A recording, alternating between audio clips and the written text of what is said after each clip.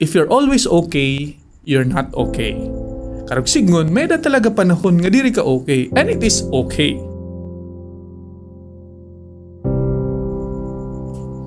Naka-experience ka na ba hiton or probably ibang nga tao, mapakyana ka nga ni, kamusta ka?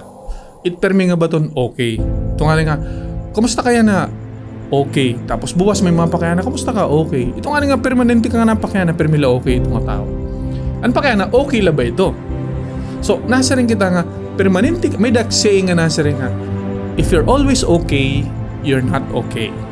Karag sigon, may da talaga panahon nga diri ka okay, and it is okay. So for example, may da mga panahon nga naabtan mo tim kagaringon nga bagan di mo maintindihan, bagan matuok-tuok nala, or bagan mabugat im ginaabat, or di mo maintindihan kaya nga nasusugad ka, like example temperamental ka, mainitin ka.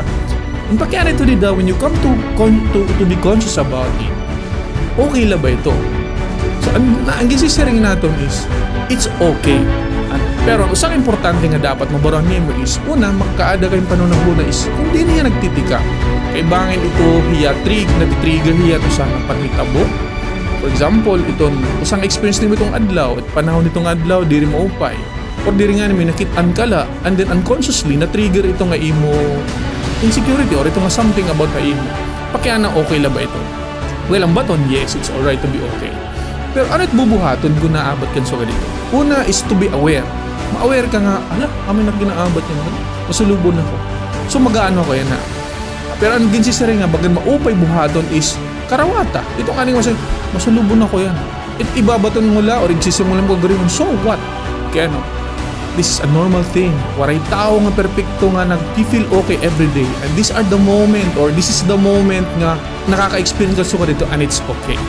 So karag sigon, maabat ka nga nin suka dito, itong kasulbo, itong kabugaton, or di mo open yung feeling, just say to yourself, so what?